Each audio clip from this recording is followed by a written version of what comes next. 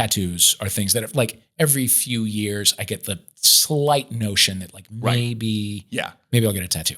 And then what I do is I open my closet and I look at like the one item of clothing that I'm like, I'm going to wear this sweater so much. And I never do because it's too much. It's too flashy. It's too whatever. Mm-hmm. Yeah. And then that's how I talk myself down. Okay. Well, can I see the tank top? Sure. Is now the time? Sure. Okay. I mean, yeah. I can't stand the tension anymore. So welcome to Tank Top Talks. I am your host, Matt Braunger. We're talking tanks. Tank tops are ridiculous and they feel good. And the reason why they feel good is because they're ridiculous. Dave Holmes, let's talk about your tank today. Okay. Now you texted me. Yes.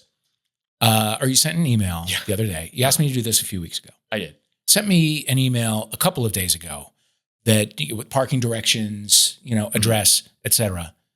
And then you said, just wear your favorite tank top. And I texted you. Yeah. What on earth about me and the friendship that we've had for 10 plus years now so long leads you to believe that I own a tank top, much less have one that is my favorite? Can I tell you, this is why I wanted you on the show so bad. Oh my God. Not only because I love you and you're one of the funniest people, best people I've ever known, and people, you've done, we'll get into that, your achievements, your impact upon the world and culture itself. Why I'm here. Yes. To plug. That's all. People love that.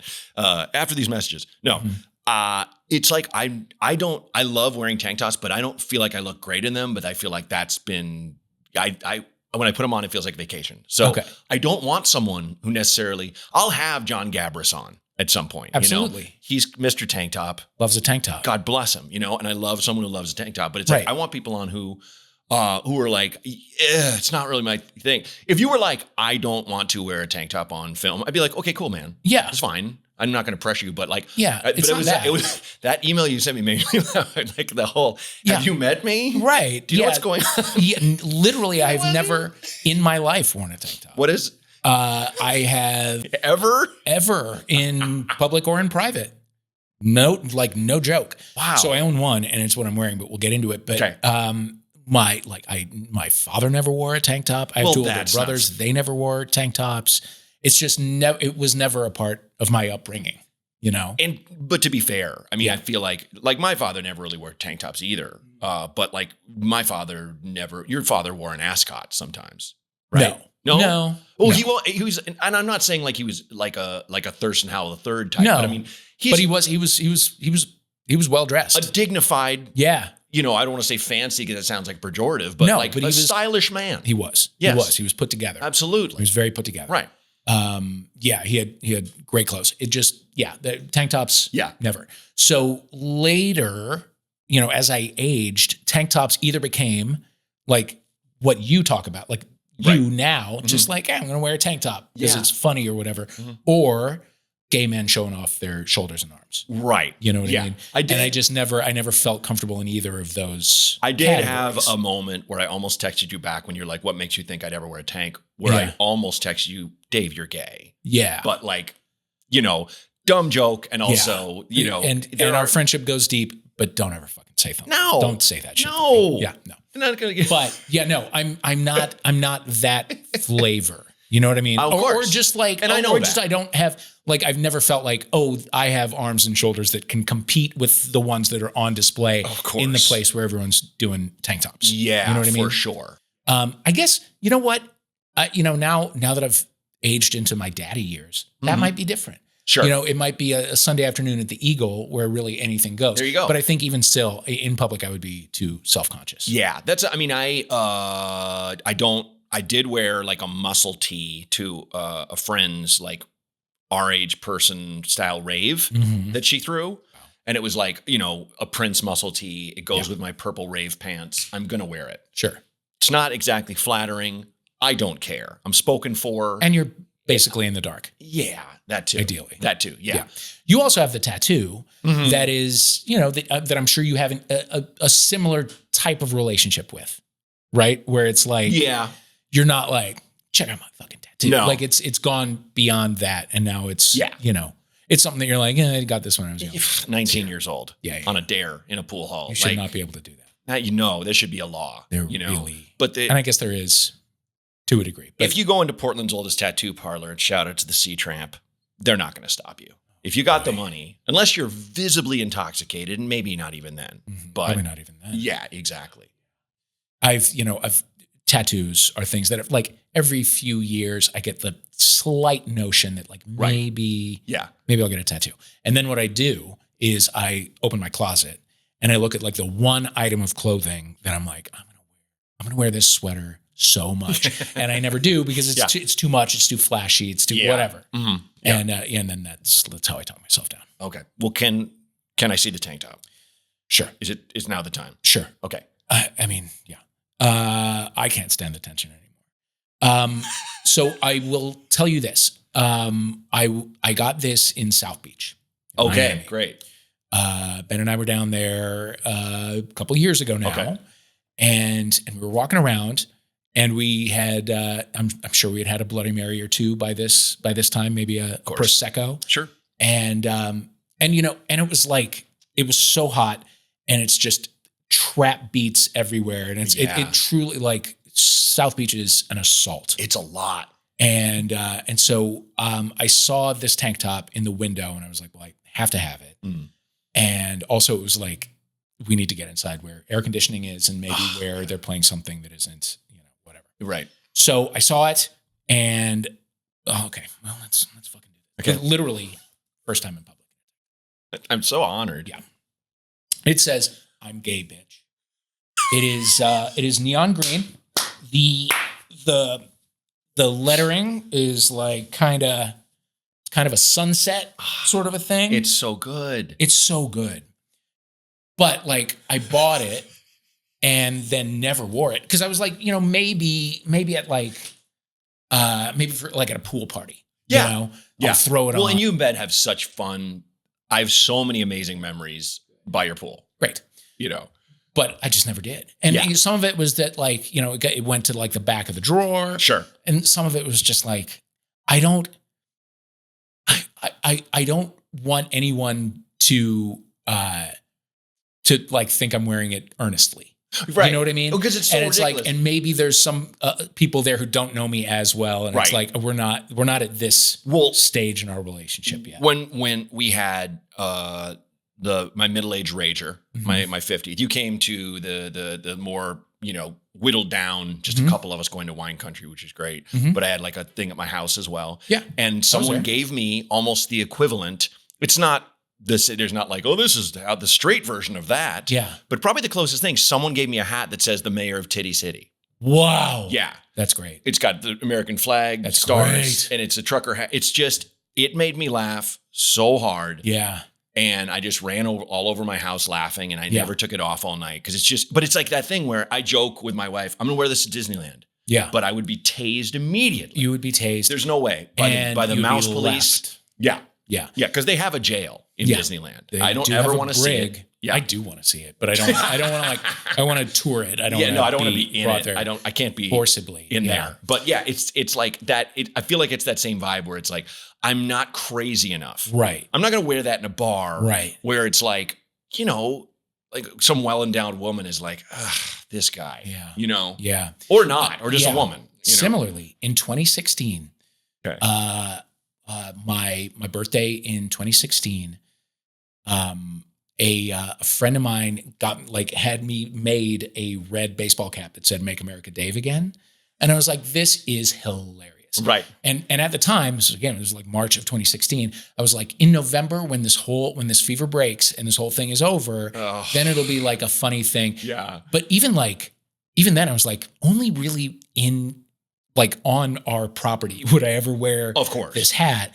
I would never dream of wearing it outside in the real world. And now it's just so much worse. Now it's it's in my office because because it's there and it was a sweet gesture and it was funny at the time and whatever. Yeah. But yeah, it's like, now I feel like it's radiating terrible toxic energy. Yeah. It's just I'd bad. have to burn it, but it's like red hats are just cursed. Like I feel bad for like St. Louis fans, and, Red Sox fans, where it's like, you just want to wear your red hat. I can't do it anymore. It's been ruined. Yeah. Oh God. From far away, someone's checking. Yeah. Until they get close, and then they go, all right. Yeah.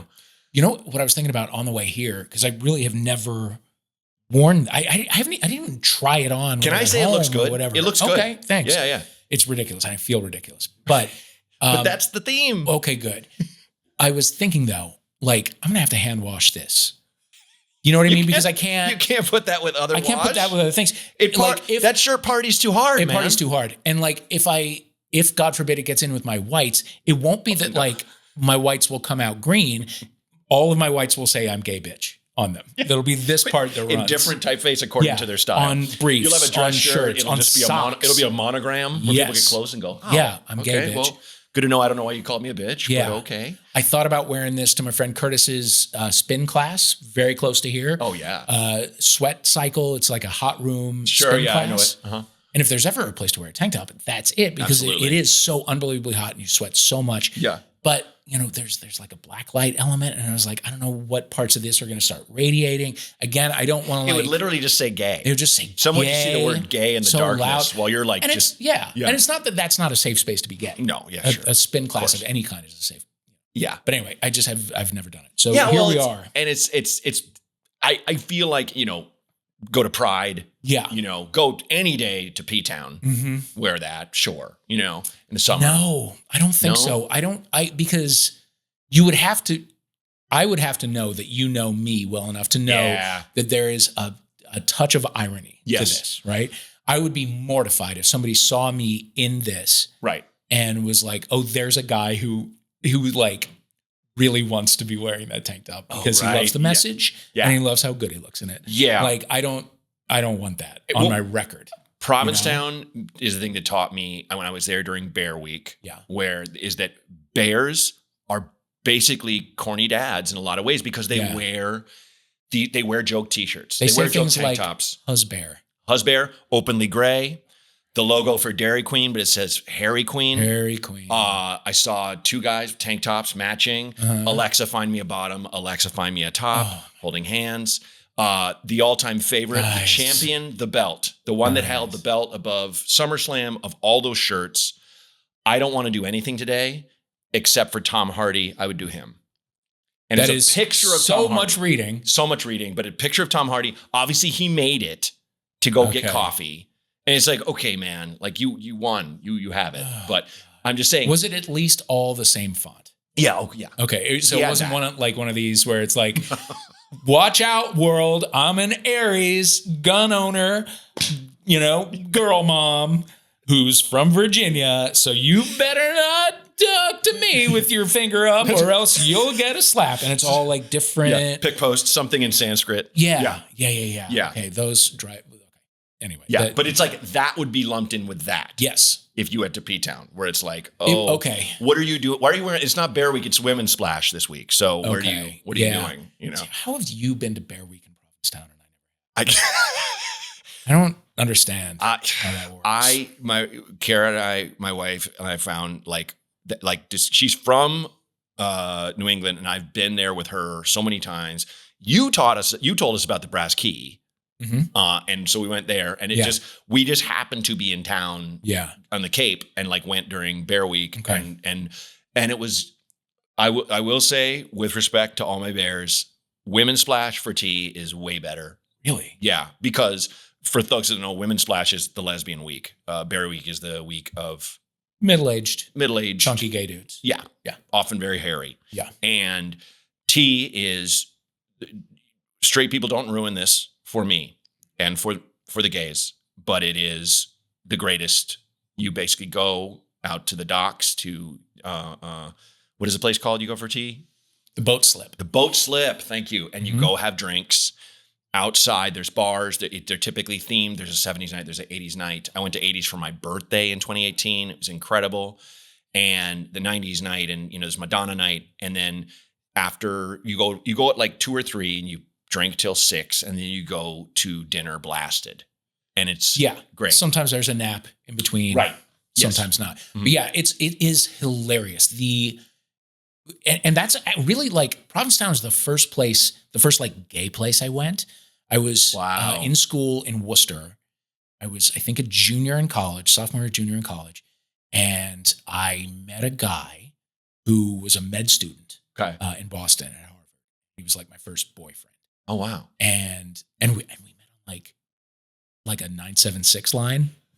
Like not quite a sex line, but a sex line. Yeah, sure. Basically. Meet up. The reason why, like when the phone bill came every month, I would be like, whoop, and like grab it so my roommates couldn't see it. And I would just be like, yeah, I got it. This month's on me. But anyway, we were like, and I was his kind of first boyfriend too. I was maybe 20 or 21. Okay.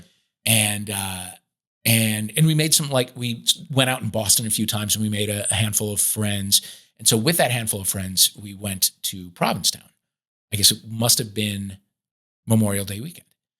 And it was like so fucking gay, like so crazy in your face, like nothing, like a planet where only gay people exist. Yeah. And it kind of is. It is. It's this bridge between tourist land and Gayville. Yes. That it just somehow works. Yeah. It works. Yeah. Like, yeah. But like, well, we'll come around. But okay. But one of the things that I remember noticing was like the migratory habits of the Provincetown gay man. Okay. It was like whatever. It was almost exclusively male. Yeah. But it was like at 5 o'clock, but not a moment before, you go to the boat slip for the tea dance. Yeah. And that goes until 7 and not 1 moment.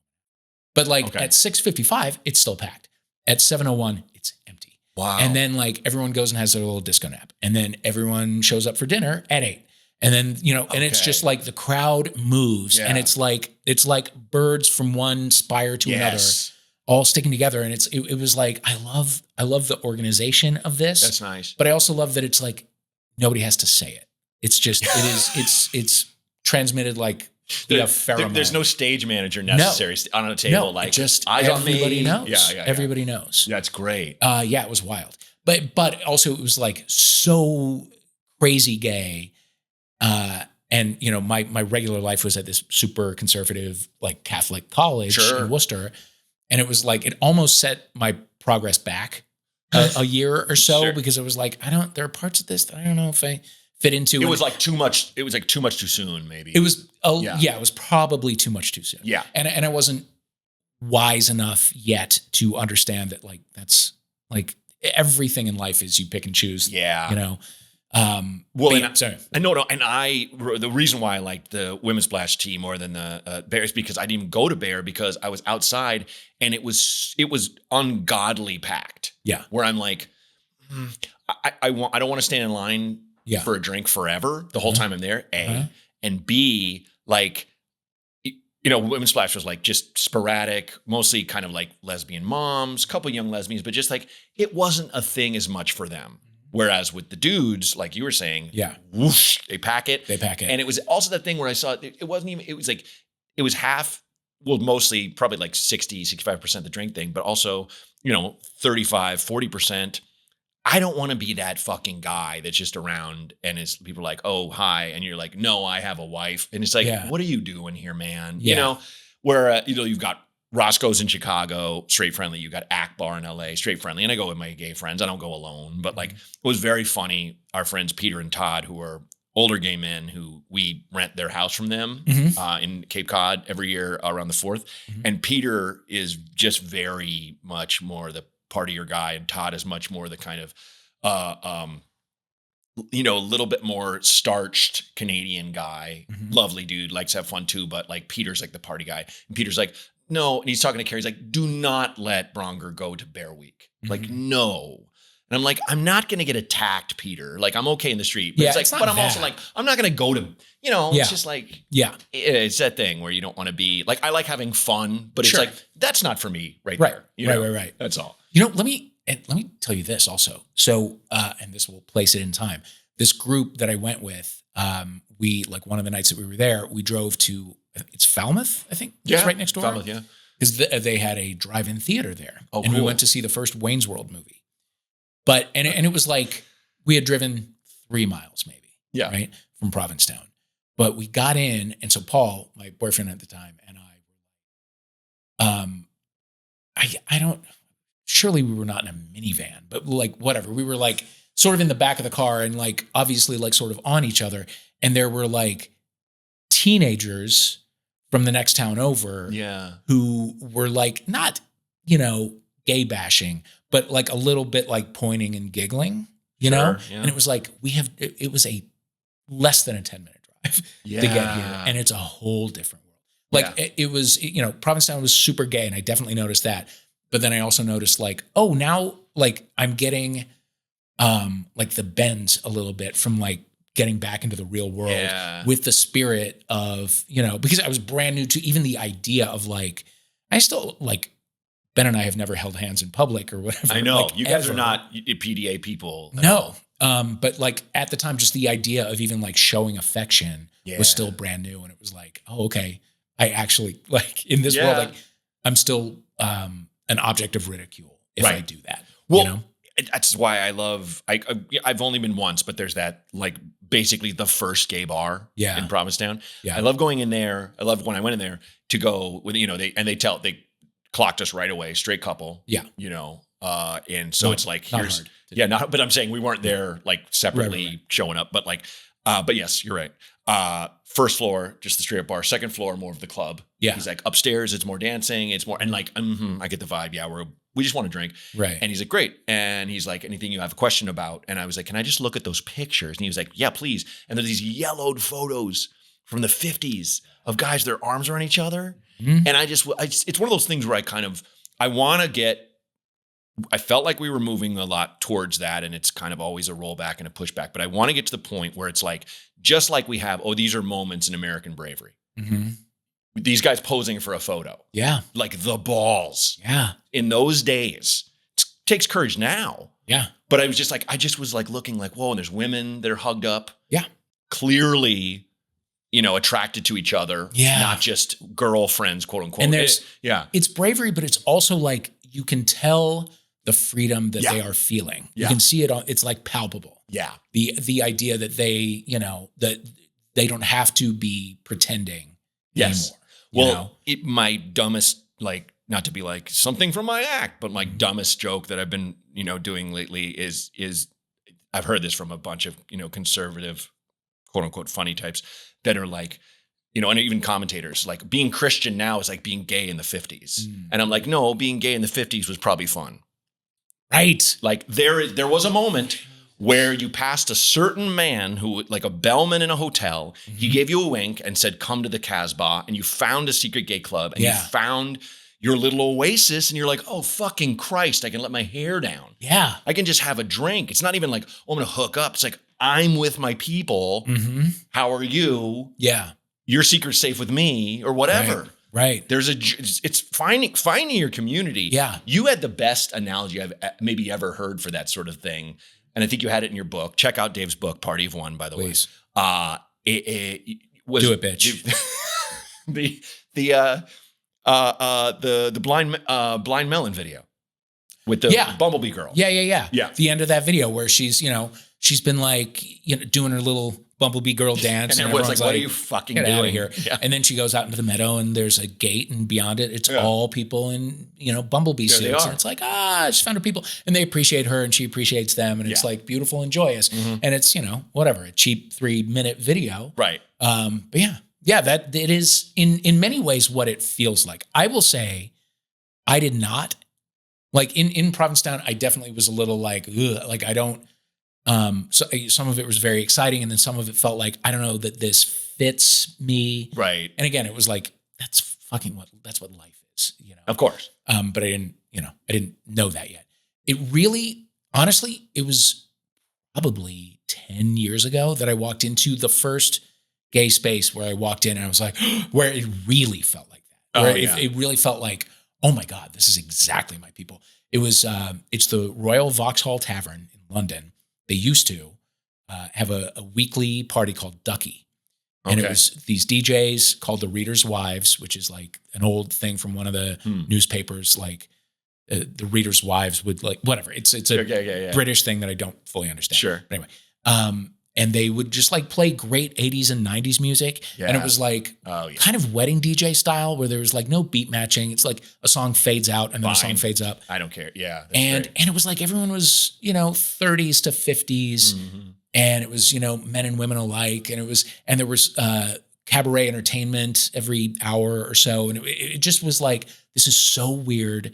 And they were playing The Only One I Know by the Charlatans when I walked in. And I remember I just like threw my arms in the air. Like I had people that I was trying to meet, but immediately I was like, they will have to wait because I just have to go and dance. Yeah. And that was exciting. Yeah. That felt so good. Yeah. It's rare that you have this thing that's just like, this is exactly the mode. This is exactly the vibe I wanted. Yeah. It's not too crowded. Places. Akbar, as you've mentioned. Yeah. And then, honestly, Provincetown, once I sort of got over myself. Yeah. There are some like cool and groovy places. But then, also there is that element of gay life where it's like, and a lot of it sort of was like beginning to be established by the time I started going out, where it was like people could be out more, like in a place like Boston or Chicago or New York. Yeah. And they, they were in the midst of living through a plague. And so there was like, there was a rigidity to like the language and the uniform and all that. And I never like, there was a lot of it that I felt like, I feel more left out here than I did in like, football practice in 1990 where I'm just like, I don't know what to do. Yeah. Yeah. It's not as pronounced in Provincetown. It's much more live and let live. Yeah. But there are certain places where it's like, you really feel like, you got to use the lingo and and this is the music that we're listening to and nothing else. Right. And, and you better work on those shoulders and arms and get in a tank top. Yeah. What the fuck are you doing here? Exactly. Provincetown is like that when it's sunny. Yeah. When it's cold, there's no one there. Yeah. Very sad. I'd be willing to give it a go. I want to go. I kind of want to go. Who's the guy with the mustache from the first White Lotus? That beautiful guy. Murray Bartlett. Thank you. He lives there year round, evidently. Really? Yeah. And my friend Justin, who lives in Boston, he just knows that little fact. Uh-huh. But it makes me think of street fairs in the Midwest, where it's like, because you have a finite amount of outdoor time, we're going to stay outside. The bars will spill into the street. We're going to block this street off. There's no driving. Right. And we had Market Street days in Chicago where it was like, you don't miss it. Right. You got to go one day. Yeah. Or at least one of those, I think it was a couple days. And it's in Boys Town and on the north side where I lived. And it was just a knife fight to get your shifts covered. Right. Because, people are just, I will pay you hundreds of dollars, and except for my friends who worked at Sidetracks, which was just a huge gay bar there that blasted show tunes. And I had friends there who made like some, in the like early 2000s and late 90s, they were making like thousands where you're like, how, dude, Yeah. But like, I think it's because you have that moment in time where you only have this much, which you got to bring it out. Not to bring it back to tank tops, but that's what tank tops are all about. That's what tank tops are all about. If you see someone outside when it's freezing in a tank top, this person needs help. They have a mental problem. Yeah. They're probably unhoused. You have maybe to kind of swoop in. Yeah. It's not like, I'm sure a handful also. I definitely know a handful. And it does seem to correlate with like production types, but I'm sure some people who just wear shorts year round. Of course. There were a couple guys like that, that I knew in the TV world in New York. Yeah. Who were just like, it doesn't matter if it's the dead of winter, I'm shorts guy. My knees are beyond feeling. Yeah, that's very New England too. Every time I'm in New England, there's always a guy, hockey jersey, shorts. That's it. Yeah. For sure. But tank tops are not, they're not the same. No. Even like at home in like a Zoom setting, you would still not. No. I was on your podcast where the two people, the two groups, Troubled Waters. Yeah. Where explain what that is, just real quick. It's a podcast where it used to be two teams of two. It was International Waters. Okay. Where it was two people in LA, two people in New York, and it was like a sort of panel game show type thing about UK and American things. Now it's called Troubled Waters, and it's still on Zoom, so we can go back to the original. But this one, this format is super fun too. Yeah. Similar thing, dumb games that. Great.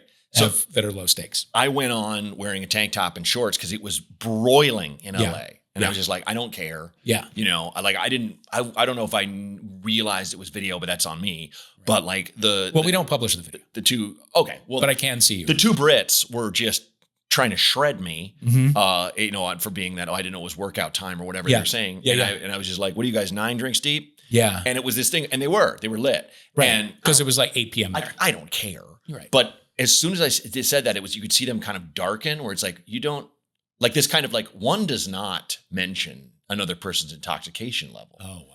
Yeah, I could see it in their eyes, where it's like, you say that to me, I'm going to laugh. Yeah. And be like, it's 8 o'clock, you know, whatever. Right. You know, but it was very funny that they were very comfortable just lighting me up, which I didn't care. You know, it's just like, it's hot, you know. A tank top invites it. It does. It does. No, it does. I without hyperbole, I asked for it for sure. Mm-hmm. I showed up in a tank top. That is it for sure. Yeah. Now, would you wear a tank top with nothing on it? Would you go plain? Yeah. Oh yeah. Like by the pool. It's got to be a thing where I'm on a beach. I'm by a pool. Yeah. I don't really go spend a day plain outside. White. No. Yeah. Like this, I got online. It's a Luther Vandross tank top. I didn't introduce this, but because Dave's was just so compelling. It does. And we got lost in it. It was really great. Pull focus. But I just had a blast of inspiration, because my wife was like, if you're going to do this show, you got to buy a shitload more tanks. I have maybe 7. Really true. So I'm like, you know. Yeah, you got to. People will start sending them in, ideally. Yeah, that'd be nice. Yeah. Make my own, you know, with the logo or something. Sure. But yeah, I want to have a different one every time. So there you go. Yeah. But so I just got this. Someone made this, you know, and it's like, I thought it was a funny idea. This icon of R&B. It was just kind of this person that I feel kind of brings us all together. And that's based on one incident where I was in Memphis with my Chicago, I'll call her my Chicago girlfriend, Kristen, lovely woman. And we were part of a barbecue festival, because our friend was from a family that did that. She was like, fly in and do them. Memphis in May. It's on the Mississippi. And so we're helping with this team barbecue stuff. And then sort of like, we never been to Graceland. So middle of the day, she and I took a cab. Cab driver, huge handlebar mustache. Yeah. Like if you were going to like, let's draw, say like in quote unquote 80s redneck, plaid shirt, rolled up, handlebar, trucker hat. And he's driving us into the rotunda of Graceland to drop us off. Yeah. Elvis's house. And he's like, yeah, I like Elvis, but like best singer ever? You think best singer? And we're like, I don't know. He's like, I think it's Luther Vandross, man. Wow. And I was like, he does bring us together. And he just meant by skill. And someone had a great quote where they're like, the reason why Luther Vandross transcended everything is because he sang like a woman. Oh. And I never thought about it that way. You know, and I don't know if I agree with that or not. Like, what's the definition? Yeah. But I can see it, you know, where he was kind of, I don't think he had any care, maybe because evidently he was gay. I've heard that from many sources, but you know, what I'm saying is not like I sing like a woman because I'm gay. What I'm saying is that maybe he just didn't care about the mores as a man. I feel like, you sing this way, you sing in a manly way, you sing in, you know, like Timmy Pendergrass. I think he just sang the way he sang. Yeah. More to the point. Yeah. Yeah. And God, a genius. Yeah. And once you hear him on those Bowie tracks, it's all you hear. Oh yeah. It's Young crazy. American. You're like, there he is. Yeah. He's above everybody. But I didn't know that until I knew that. And then it was like, oh my God. Then like Mick Jagger and You're So Vain. Like it's in the last 10 years that somebody pointed that out to me, and now it's all I hear. Yeah, yeah. And I don't, you know, like it's just my ear wasn't searching for it. Because he doesn't, like neither of those acts blends in. Neither of the acts is like, let's just bring, hey Mick, can you bring it down a little? Can you bring it? No. He won't even hear you. No. Just ignore you. Can't do it. Phil Spector with a gun in his hand. Mick's like, I'm not going to listen. So I had to have made. So it was on a mannequin in the window. Nice. In this color. Yeah. And so I went in, but it was one of these t-shirt shops where they have to like put it in the machine. Okay. Like you pick out a tank top. Oh yeah. Just a plain tank top. Right. And then you bring it up and they do the thing. And it was like, when I saw it, I was like, I'm just going to find it in the store and grab it and buy it. Just the ultimate impulse buy. Right. But this was like, oh, I'm actually going to have to wait. Like my desire for this is going to be tested because maybe there's people in line ahead of me. Yeah. I don't even really know. Mm-hmm. But I was like, no, I must have it. And it must be exactly like the mannequin out front. Yeah. And I did end up having to wait a good like 15, 20 minutes. Yeah. But where it was like, no, I do want this. Yeah. I do want this. And there will be the ultimate opportunity. Yeah. Which perhaps is this. What do you think of when you think of tank tops? Like what comes to mind first? Like the zitty guy in Breaking Away. Jackie Earl Haley. That's so specific. Sorry, that's I love rude. it. Yeah. And I don't even know if he wore a tank top. Yeah. And I'm sure Dennis Quaid, yes, who was like hot and had great arms in that movie, I'm sure he was shirtless also. But I don't think of him without sleeves as wearing a tank top. I think of Jackie Earl Haley. Yeah. I think of greasy hair. I think of someone John Cougar Mellencamp would sing a song about. Yes. You know what I mean? A little dirty, hangs out at like near the gas station. Yeah. Plays Frogger. Yeah. Plays Frogger. People in tank tops play Frogger. They do. Galaga. Yes. Loves it. Like you nailed it, because literally this is where it kind of gave me the idea is because you're an 80s kid, I'm an 80s kid. Yeah. And it was the thing where we just had all these guys who were wearing tank tops and jeans. When I think of, first thing I think of when I think of tank tops, if I think a specific man is Patrick Swayze in Roadhouse. I don't know if he wore one the whole movie. Oh, yeah. I remember him doing Kung Fu in the morning shirtless. And I remember him wearing like a polo, you know, like a rugged polo. Yeah. A work shirt, the sleeves rolled up. Yeah. But, I don't know, but in my mind he did. And I don't want to be corrected. You know what I mean? It's what he had was more the wife beater thing. Right. Like which still technically a tank top, but an undershirt. But a specific kind of tank top, and one that you either wear if you're like old in a movie and there's sauce on it. Yes. Or beer stains. Yeah. And like unkempt. Yes. Disorganized chest hair. Right. Yeah. Or you're Patrick Swayze and your body's gorgeous. Yeah. You have to be wearing a shirt. Yeah. because the scene calls for it. I love Rob Lowe's memories of Patrick Swayze during The Outsiders, where after they'd rap, they'd hit the town. Yeah. Young dudes going partying, getting drunk. And Patrick Swayze would go, got to go back to my room, work on my music. And he's like, he would just go to his hotel room, work on his music, record songs, and do push-ups with his feet against the wall. He'd do like shoulder push-ups where it's like decline. You have to be Olympian shape to do that. He was. I mean, he was. Yeah. Yeah. Brian Bradley had I've stolen this line, but he's like, every role he played, he was dancing. Next of kin, dancing. Like the way he moved, he approached it from a dancer's perspective.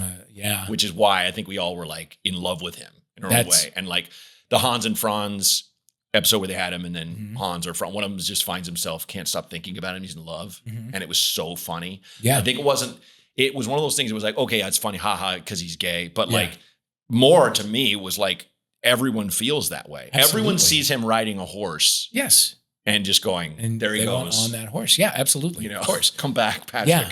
It is wild that I didn't know about, I got to work on my music, but it's wild that he worked on his music for that long. And all we ever heard was She's Like the Wind. Yeah. And that's rough. Yeah. And it's that. Did he write that? I think so. I should know this. I think he did. But I don't know. That's one of those songs that immediately became like, there are songs that you hear so much that when they're on, you don't hear them. You know what I mean? And you're just like, somebody should turn some music on, and they're like, it's on. It's Breathe by Faith Hill. It's Sarah by Jefferson Airplane. Sure. Yeah. Or Starship. It was Starship at that point. Yeah. That song immediately was like that. Like, I don't think it's been playing near me a million times. I have never heard it. Yes. Right. Never listened to it. I've been in so many cars where it's been playing when I was a kid that it takes me right back to 1987. I remember, or 86. And I remember it being on the radio. I remember how I felt. I remember the smells. It's one of those things, where but it is not. I mean, that's those years are 2 years of solid bangers. Yeah. So many good songs, great songs, such an amazing era, and like that's just not a great song. It's almost too sincere. It's so intense. He goes for a note. And you're kind of like, you should have given this to somebody else, man. And just let it go. Like, you can have a hobby. You don't have to, everything doesn't have to be out Assumption. Yeah. You know what I mean? Yeah. Have you listened to the Jeff Bridges album yet? You know what I'm talking about? He recorded songs with, like, I think the cadre of like the guys who were hanging around the Eagles, and not the Eagles, but like, and it's from 70.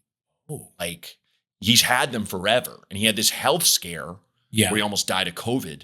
And he's like, and I just said to myself, man, am I going to put this out or not? And I was going to remaster it. I said, no, just put it out there. And I haven't really heard anything good or bad. Okay. But I'm curious. Well, so you haven't listened to the Jeff Bridges tapes yet? This is the first I'm hearing. Yeah, he's like so young. He's got one duet with another actor from the time that you're like, that guy sang? Wow. So I'm wondering how many of these are out there secretly. Like Sean Connery has a freaking Calypso song. Yeah. And, you know, some vanity thing that they just had the good sense to keep in a closet. Sean did not release this. Yeah. Wow. Yeah, no, I had no idea. Yeah. I'm going to have to seek this out. But obviously it's only fair that we listen to it together. Not now. Yeah. But at some point. Yes. Yeah. Over a couple of drinks. We have to figure it out. Yeah. And really because I love listening to music with you and Ben. Shout out to Ben Wise, by the way, incredible musician, and has done every did the theme for this, you know, and very excited.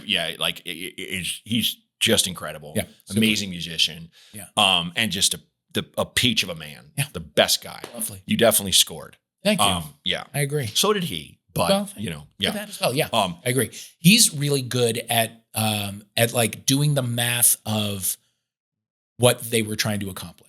Yeah. Like he's very good at hearing something and being like, oh, this is this plus this. Yeah. Which I'm not. Like I get lost in the thing. Yeah, me too. And it's sometimes, even if it sounds exactly the same as something else, right, I don't hear it right away. Because it's just like, to me, it's a brand new thing.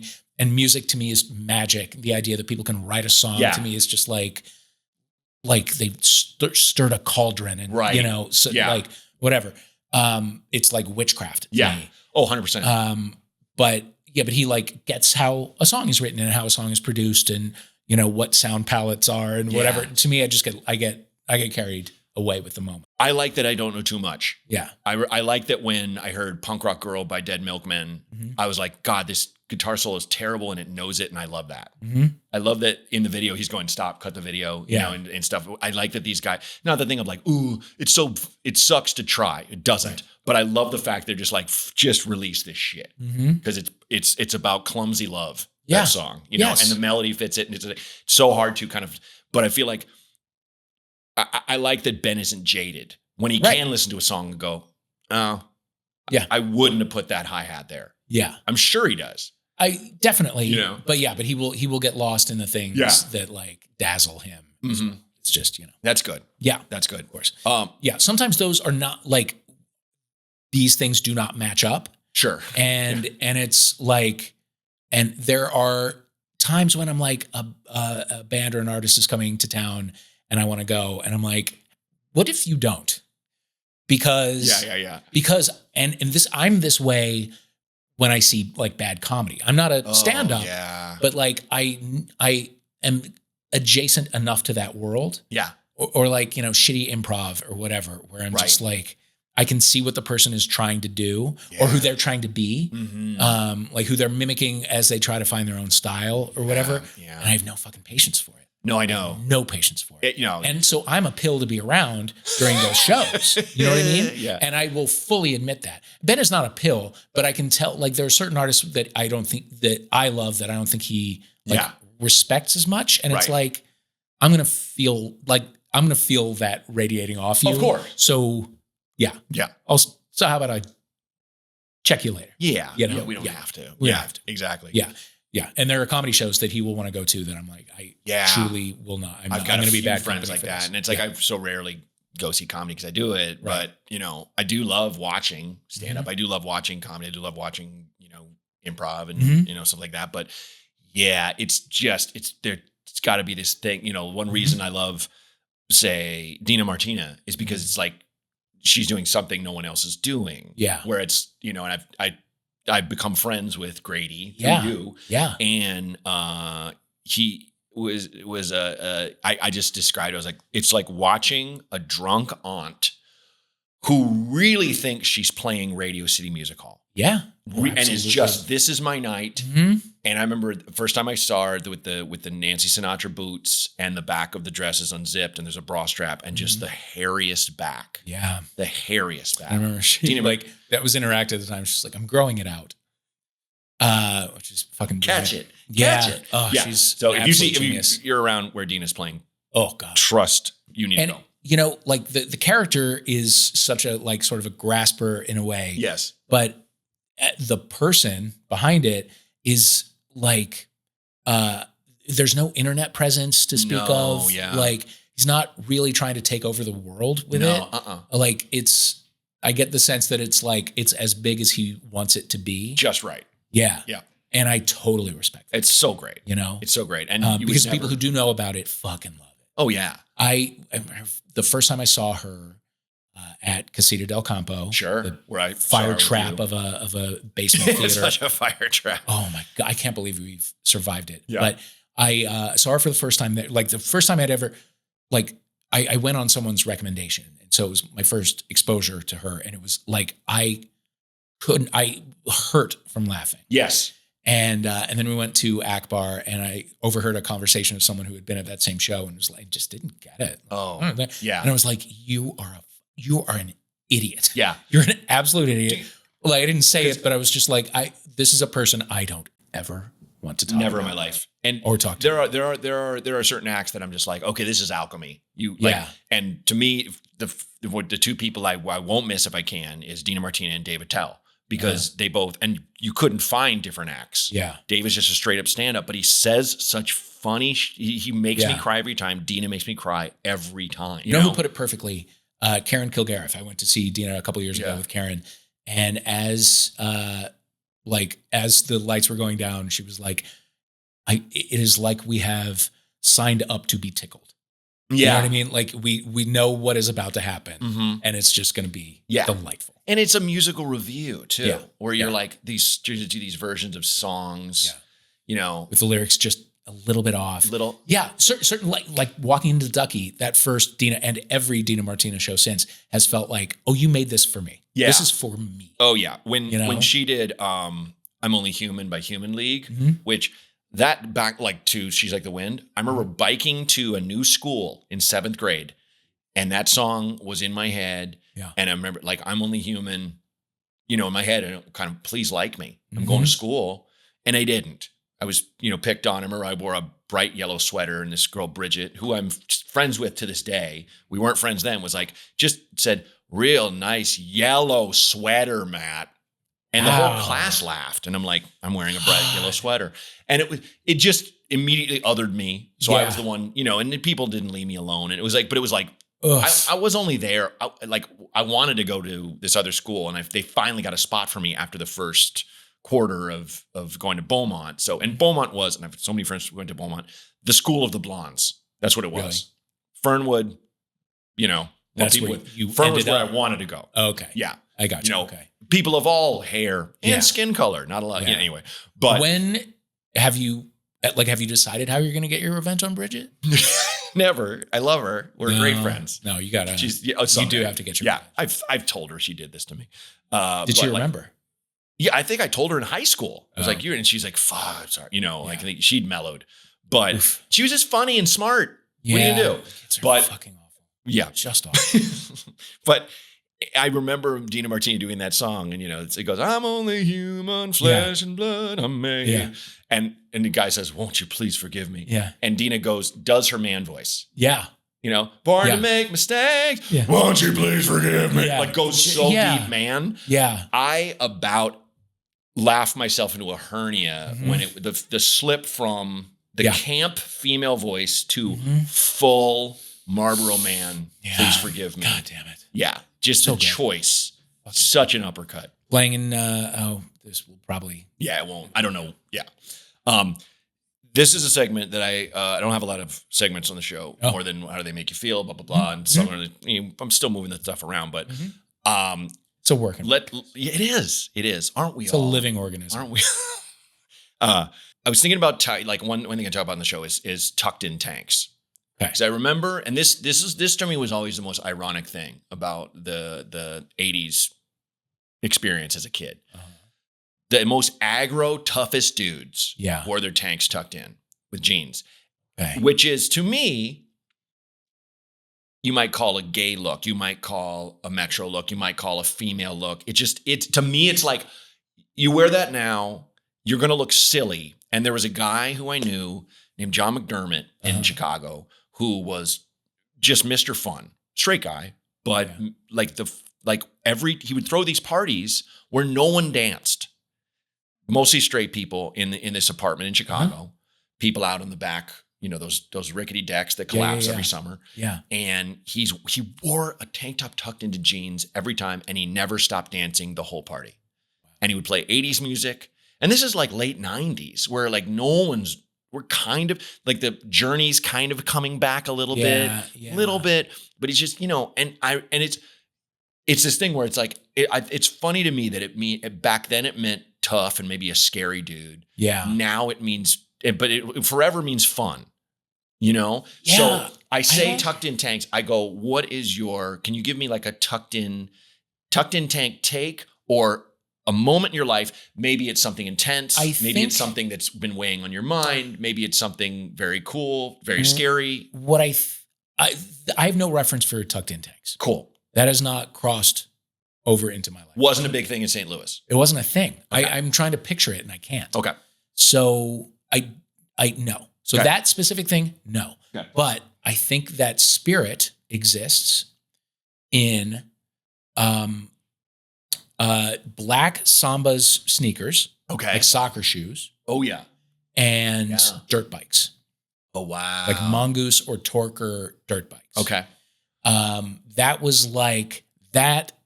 Like BMX bikes? Sort of. Or motorized? No, not motorized. Oh. No, like cycles. Oh, okay. But they were called like dirt bikes. Okay. Not that anyone ever really rode them in the dirt or whatever, but it was like, because they had those wheels. They had those and wheels. The and not even really fat wheels. It was just the design was kind of like angular, like a Def Leppard logo. Angular. Sure, yeah. And so, and it was like, and it kind of, there was an overlap between that and like, people who liked Ozzy Osbourne. Oh, right. Yeah. And like kids who would wear black soccer shoes, but not on a field, like in life. Right. And would often ride dirt bikes. Yeah. And those kids, like, if you had one or more of those elements, I perceived you as sort of like tough. Okay. And from a world that I will never understand. Got it. Sure. There was a kid, like 2 subdivisions over, a kid named Mike Kloss.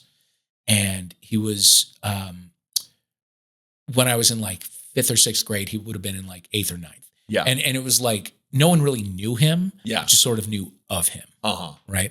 Right. And he was sort of a tough kid. And there was talk that he had been maybe held back once or twice. Right. So he was like, wasn't big, but he was bigger. He was like, he had one of these kind of mustaches. Right. Yeah. I remember those kids. Kind of like feathery, longish hair. Of course. He rode a dirt bike and he would wear a tank top. I don't think it was ever tucked in, but he was, and so whenever anything, like anybody got anything stolen or whatever. Bet it is.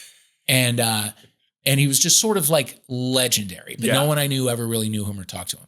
I remember I was playing in my driveway with not with G.I. Joes, but with the mobile news team play set that I had. Okay. That was great. That was my vibe. Nice. And I was playing with them, and Mike Kloss rode up the street in his dirt bike. And I was like, because he was sort of famous.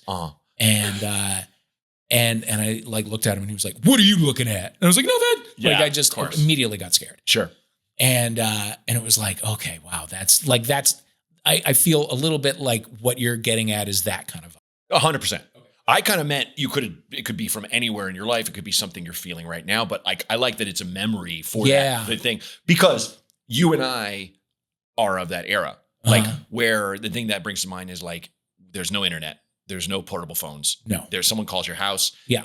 Everything that's going on is word of mouth and conjecture. Yeah. There's no pictures. There's no evidence. There's no video anyone's taking of anybody. Mm-hmm. Yeah. And I remember like thinking back to my neighborhood in Northeast Portland, where I lived was kind of insane. We had neighbors who were abjectly crazy. There were guys who I would ride bikes with and hang out with. And like, side note, all the kids from Stranger Things, they had to be taught how to ride bikes to be 80s kids. So, and like, so we'd ride bikes around. We, found a treasure trove of Playboys in the woods like you do, or in the basement of an abandoned house. There were, the thing, your Mike Claw story makes me think of these kids that lived down the street that everyone was afraid of. They had a huge yard, 3 kids. They like never left their yard, as far as I knew. Maybe they did. The yard was fenced like they were dogs. They never had shirts on, and all their heads were shaved. Oh. And it was this thing, I think it was just their dad would give them super, super, super crew cuts. They're almost bald, maybe because of lice. But it was like, these kids they would never say anything, but they would stare at you as you go by, and they just play with each other. And you're like, man, wow, please don't come out of that yard. Wow. I was never a tough kid.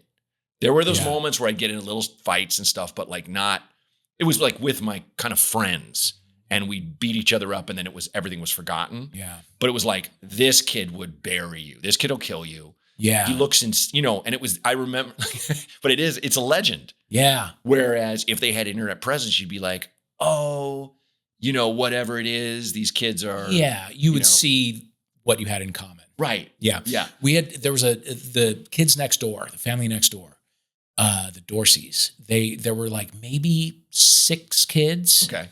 And they were like, they ranged when we lived in this house from like teenagers to in their 20s. Yeah. And they almost all lived at home, and they too rarely wore shirts, but it was like, it was cut off jeans, short cut off jeans. Yeah.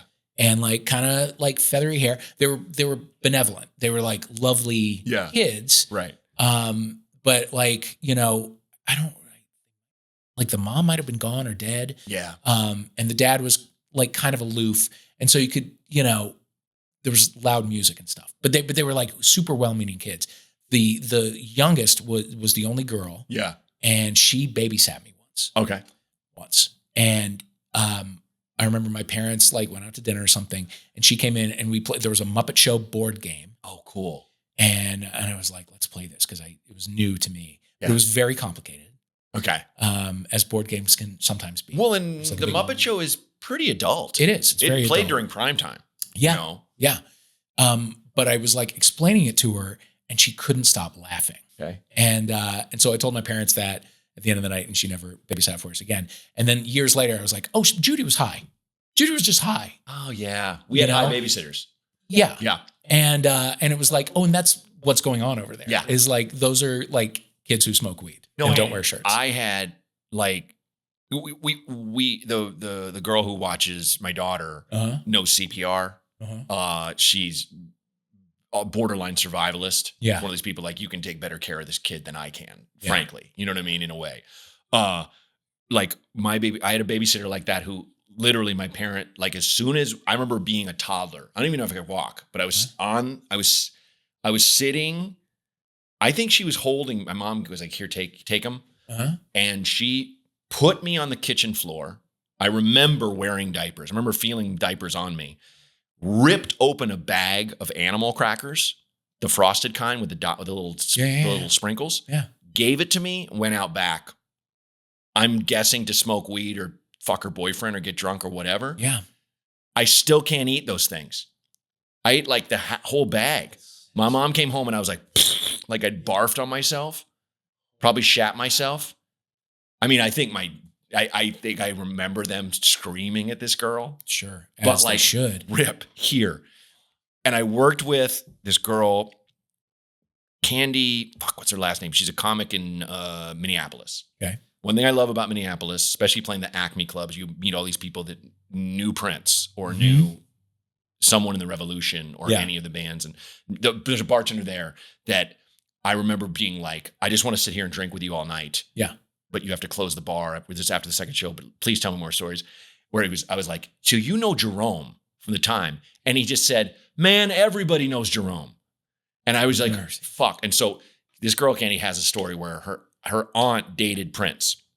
And so her aunt was watching her and went to hang out with Prince. She never asked Prince. Prince hated kids.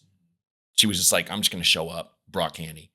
and was like, hey, to his fucking Prince mansion. And she's like walking around, like left the kid on the floor. And Prince came in and was like, he's like, hey, who? And he goes, and he said to her, she's like a toddler. He goes, baby, what are you doing? She goes, I don't, and he's like, he goes, Prince is like, well, what do you want?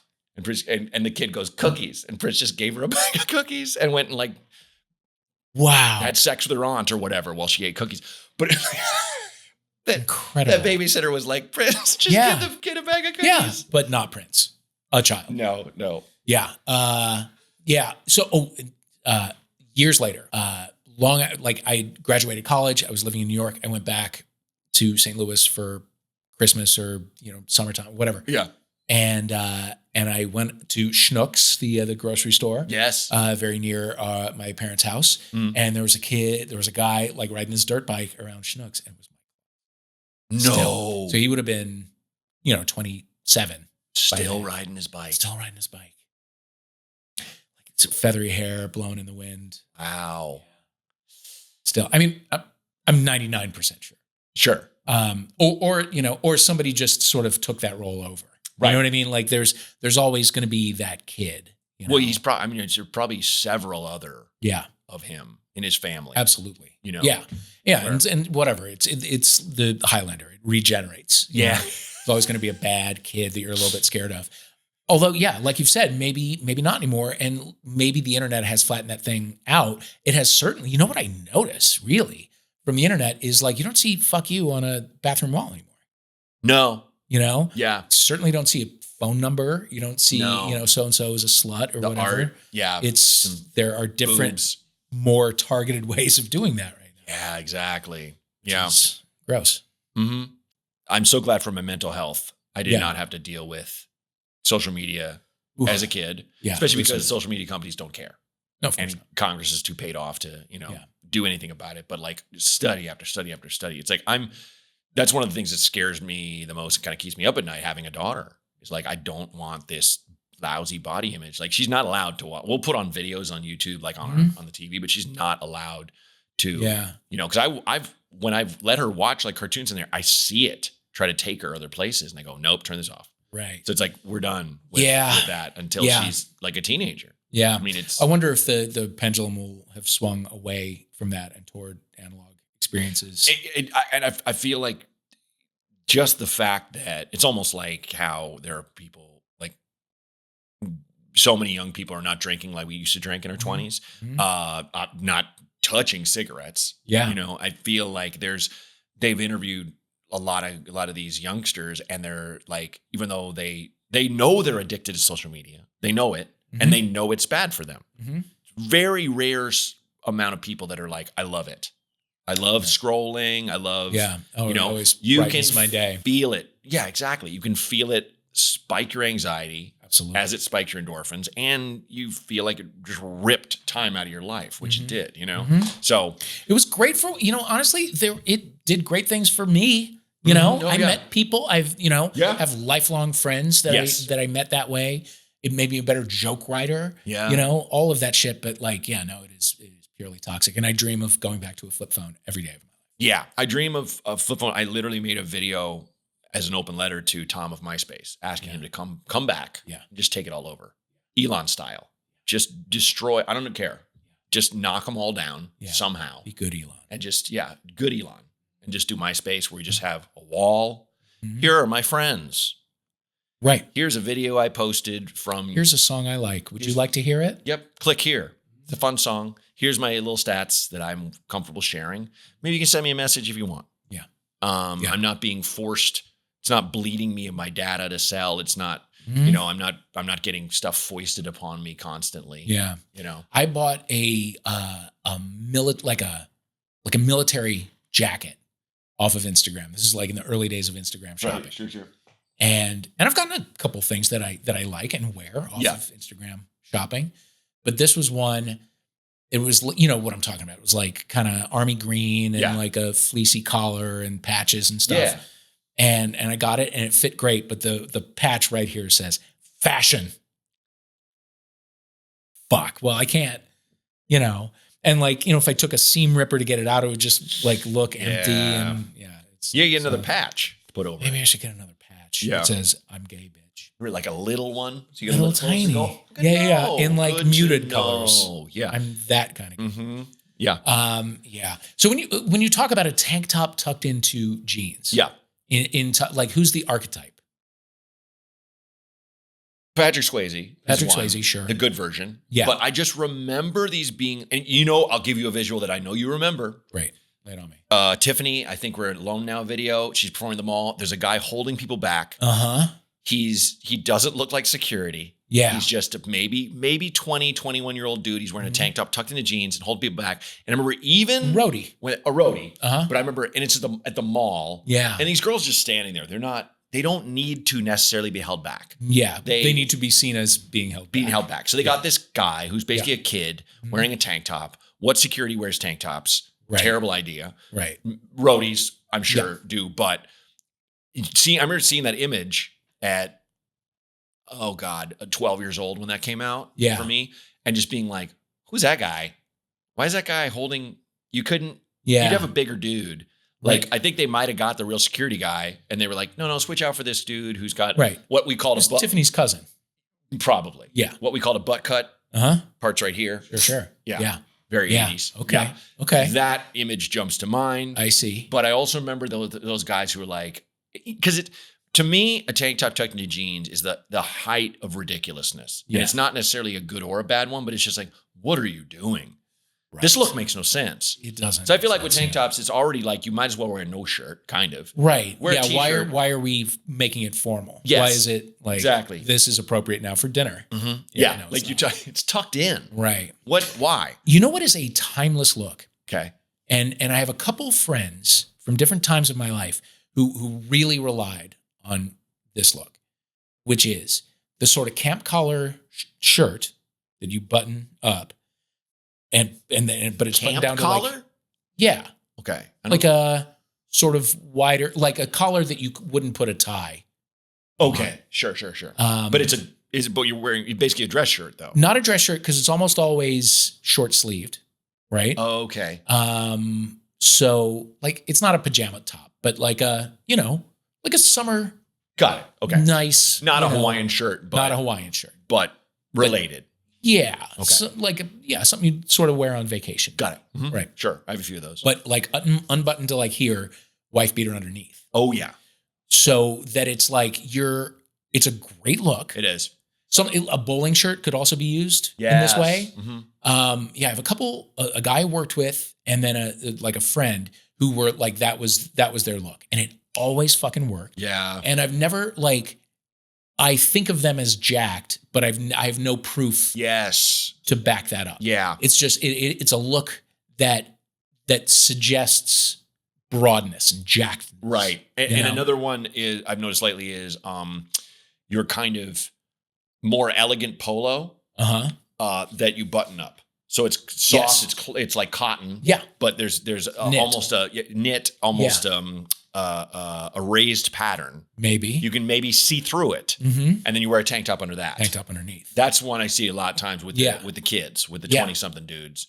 And it's like I feel like I'm seeing you with your shirt off, and it's great, right? But I'm not. Yes, and so you're what a look. Exactly. Yeah, you're formal, but you're kind of showing what you'd look like working on a car. Yeah, in a suggestive. Suggestive. Yeah, but suggestive. It's appropriate for work. Yeah, absolutely. Yeah, mm-hmm. but it kind of means fun too. It definitely means fun. Yeah, you're out, and it's like it in both of the cases that I'm thinking of.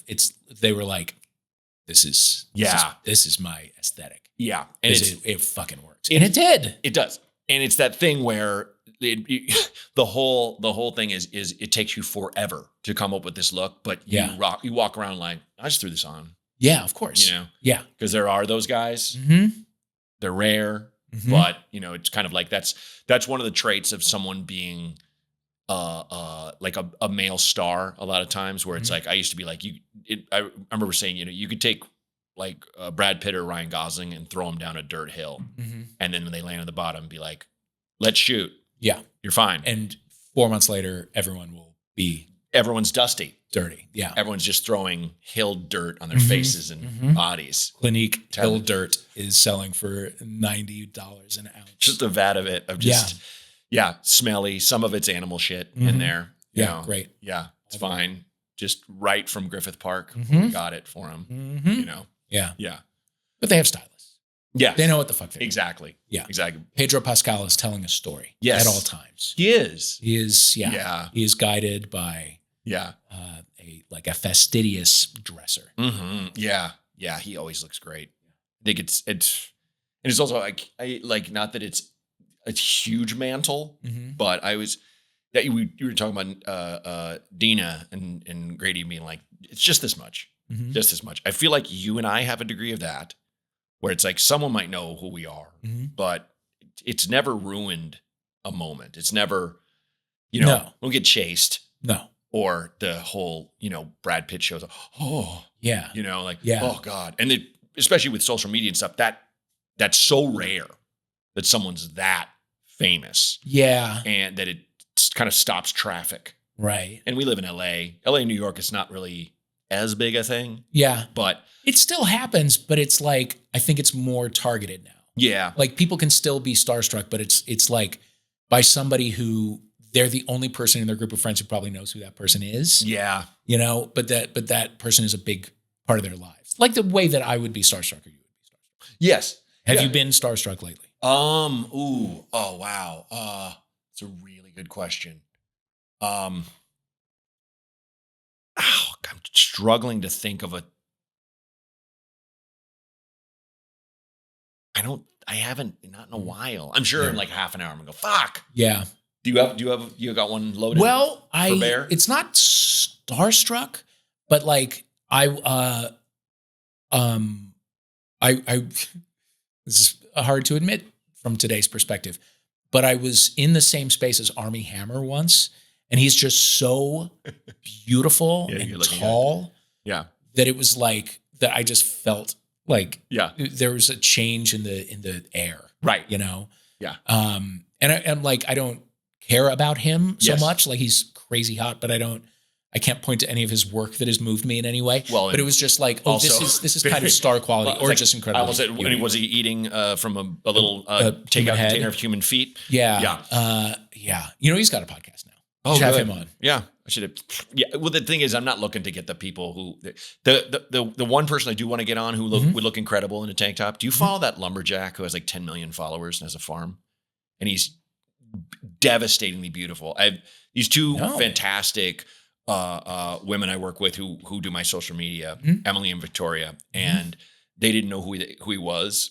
And I sent them the video. They were like, "What the?" They're like, "Who?" And his political commentary is almost perfect. Like just being like, because you'd expect him to be this, but he's not. He's more everyone. I like everyone. I want everyone to get along. Right. But he'll say it while he's chopping trees in half. He has shoulders for miles. Devastatingly handsome man. Oh fuck. Yeah. He looks. Oh yeah. You know what?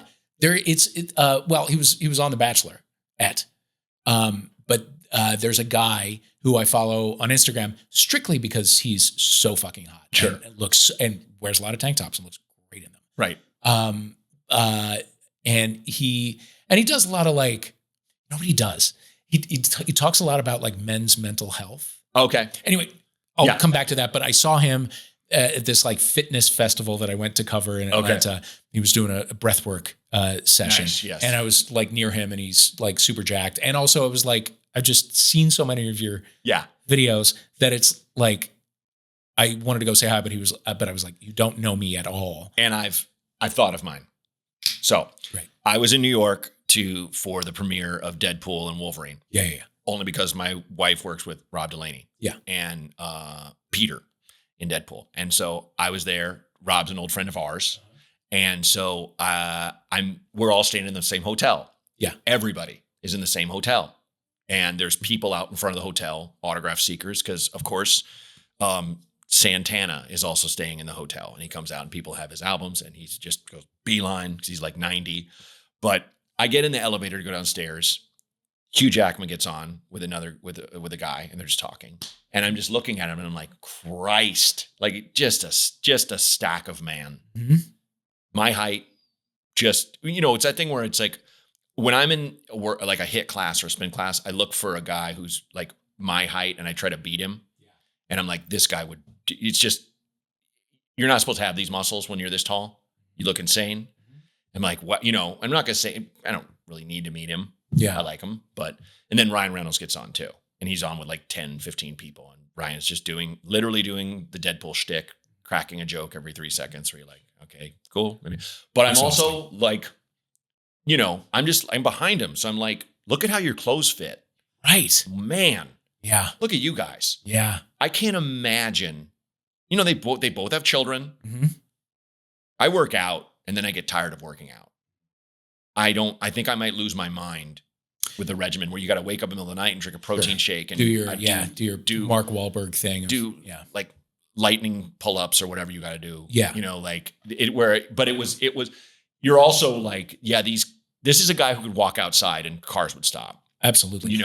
Long ago, I was driving on Sunset Boulevard and I was headed eastbound and the Standard Hotel is over here. Okay. Yeah. And crossing Sweetser in, as I recall, tank top, camp collar shirt. Okay. Little big, like sort of bigger. Little blousey. Yeah. A little blousey. Timothy Oliphant. Okay. And there's a wind blowing and it's like the shirt is moving and his chest that defies physics is like it was like, it was so in my mind, it's happening in slow motion. Right? Of course. And I was just like, huh? And then I looked back and I was fully like going into oncoming traffic. I almost died in front of Cabo Cantina. You almost did the gay version of that comical old thing of the guy like watching the hot blonde and crashes his car. 100% Chevy Chase vacation movie nonsense. I wanted to get back to the Jack dude who talks about men's mental health, which is a great thing. Okay. A wonderful thing. Yes. But he did an interview and I listened to it. Like why I want to listen to a hot guy? I don't know. But whatever. Yeah, please. So he was talking about should be seen and not heard. Yeah. Please shut up. But I couldn't stop listening because he had a lot of good things to say, but it was like, he's talking about, when he hit his personal, like bottom with mental health. And like, I came home, one day and I was like, fuck, like I don't want to live anymore, and I was just like, fuck. Sorry, and, and so I thought, and I don't want to like laugh at someone like thinking about suicide or whatever. And hitting. It's like, what if I just like, bro, like, what, I have like Xanax. What if I just like took a whole fistful of Xanax and just didn't wake up? I was just like, fuck. Because I thought about, my roommate coming home and he would have to find me. And I thought about it. Just like, fuck. And I thought about what it would do to my parents and, how they would be thinking about this day forever. It's just like, fuck. And so I didn't do it. I splashed some water on my face and I looked at myself and I was just like, fuck. Like it just true. It was literally an hour of every 45 seconds. It's so good. I was just like, fuck. It's so good. Anyway, I'm glad he's alive. I'm not going to name him. You know who you are. Anyway. The sincere, I'm sorry, but kind of dumb guy who's been like, the inarticulate guy. Inarticulate. We're still finding the language. Right. We're still finding the language that men feel safe using when they talk about their own mental. And I don't want to call this guy dumb, but I remember, it's like, I feel like when I'm in a room with like my comedy friends and there are people around us, it is this thing of like, we're kind of like jugglers. Yeah. We're just firing jokes in all directions because we're so comfortable. Yeah. And it's like, not to be like, oh, we're better at this than most people, but we are in a sense. But like, it's when I've been talking to some of those guys, maybe inarticulate, beautiful men. Mm-hmm. Whoa, man, you're like funny, dude. Mm-hmm. Wow. Yeah. And it's just, it's a lot of times musicians and they're just fascinated. Mm-hmm. And I'm like, yeah, but you sang a great song and you can play guitar really well. Whatever. Dude, no, that shit. What did you say? Yeah. What did you just say? Fuck, man. That's cool. It's just, it's a cool. Lack of language. It's a lack of language to sincerely compliment another man. Yeah. Is risky. Sure. To acknowledge, to congratulate another man sincerely is risky. Of course. All of those things we don't really, it has to like come with an insult. Yeah. You know what I mean? Who had the joke of like how men hug, they slap each other on the back. I'm hugging you, but I'm hitting you. Yeah. I think it was like Ray Romano. Yeah. It's like, it has to be violent. It has to be, yeah. You know, it's like, oh, you like, I think that guy's great. Why are you dick riding this guy? It's like, what? Right. I can't just think that guy rocks. What the fuck, you know? Yeah. It's dumb. Yeah. We just don't know how to fucking do it. Yeah. It's improving. It is. Well, or the pendulum is swinging back against the tiny bit of progress that we made. And now we're going back to the dark ages. And we're not. One of the two. We're not. That's just what's being blasted across the company radio right now. I guess. Because I go everywhere, dude. I was just like, fuck. I was just in Tulsa, Oklahoma. And everybody loved my jokes about how everybody loves a handsome man. Yeah. And just like when I'm straight, but you know, when a handsome man walks into a party, it's like a horse came in. Yeah. Look at that horse, you know? Yeah. And it's, but then you turn on Fox News and it's like the tariffs are manly. Fuck are you talking? What are you talking about? Yeah, or like, when you vote for a woman, you become a woman. Right. Whatever. All of this nonsense. We should be aggressive with Canada, who have shown us nothing. We got to be tough. You're like, it's like, it's better to be an asshole. Being an asshole is manly. Like, no, it isn't. No, it's stupid. Fucking weak. It doesn't make any sense. Yeah. But it triggers that thing in men who are insecure and who feel shaky in their masculinity. You'll never run out of money. Right. Catering to male insecurity of that. Right. Yeah. Yeah, you can. In fact, I think this whole like young men in crisis thing is manufactured by people who just know that that's a thing that they can fall back, like an easy way to generate attention and eyeballs and money. For sure. Like don't pay attention to all these people. We're your community. Right. Or else you're a puss. Yeah. You know? I don't know organically any young, well, I don't know a lot of young men, but I don't know any men, period, who organically are like, men are in crisis. Right. It's usually they're just like parroting back something that they read or heard or whatever because it's become an article of faith now. Yeah. And when you're in your 20s, you feel fucking lonely. I did too. And women do too. And it's so it's like, I'm not saying you're not fucking warranted to speak this and to share your truth for sure. Yeah. But understand, you'll get through this through that youth. Right. It's that line from that Ryan Adams song, when you're young, you get sad. Yeah. I love that line. Right. Because I remember being so fucking sad when I was in my 20s, I was in college, because I felt like no one saw me, but I couldn't articulate that. Couldn't articulate that, to your point. Right. You know? Right. Do you know what I think that key is? Tucked in tanks. Oh. Dave, is there anything you want to plug before we go? Let's see. Well, you know what? It's been confirmed. Okay. So I can officially say it now. It can be told. Next January, I will once again be co-hosting the 90s Cruise. Leaving out of Tampa. Goddamn right. Nice. Leaving out of Tampa, Florida, last week of January 2026. Okay.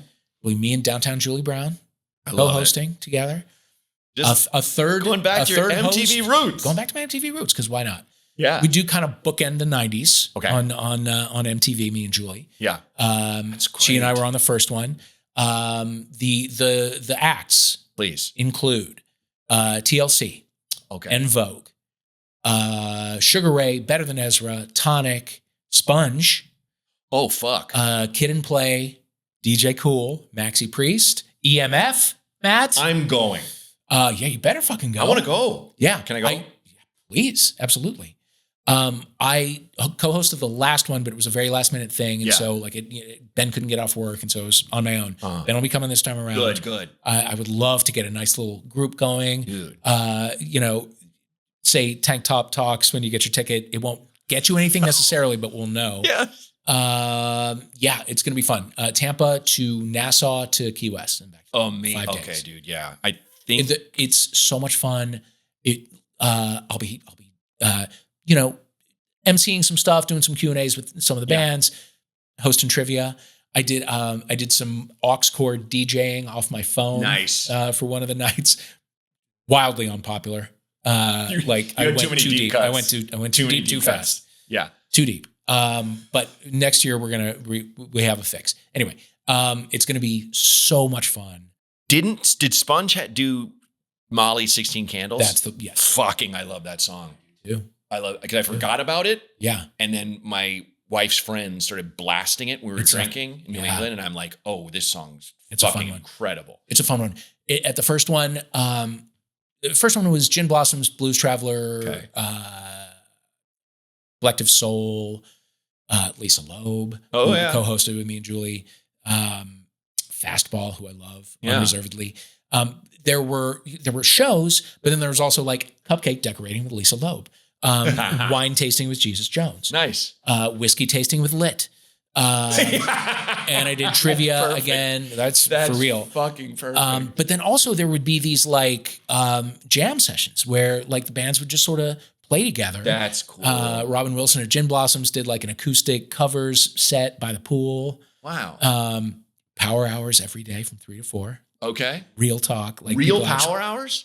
Power hours. For those of you who don't know, power hours, we do a shot of beer every minute on the minute for an hour. For an hour. I couldn't do that now. I could do it in my 20s. Let me tell you something. They were very popular every day. And I definitely saw people drunk, but I didn't see people like crazy drunk. There were no fights. Okay. Nobody got taken to the brig, I don't think. Right. So yeah, it was just like, and all the acts like mill about and mingle. And cool. Everyone's like, it's irony free and friendly and fun. And like, I'd never done a cruise before. Cruises are kind of fun. Yeah. I did the Max Fun cruise. That was great. Wow. Yeah. It was like me, Morgan Murphy, Kyle Kinane, Kamal Bell. And like, God. Yeah, it was great. It was great. So the90scruise.com. Awesome. Thank you for being on here, Dave. You know I love you. My pleasure. I don't even have to say it. Folks, put my jacket back on. If you showed some real sand bringing that, and then wearing a tank top. First time ever. First time ever. I love it. Check out Dave's book, Party of One. I genuinely love it, even though I know the guy. And thank you. Appreciate that. Yeah, thank you for coming on my silly little podcast. But awesome. Listen, you got the cursive. My wife was like, "You need this. You need the cursive name. We have to." These days, she made me sit down and find a company that makes them, and we chose the font. It was like, because I'm just like, I don't know. I guess I can get it. Maybe she's like, get it before you do your first one. Yeah. And yeah, I love it. Thank God you have. Yeah. No, God, Christ, I know. I say it every day.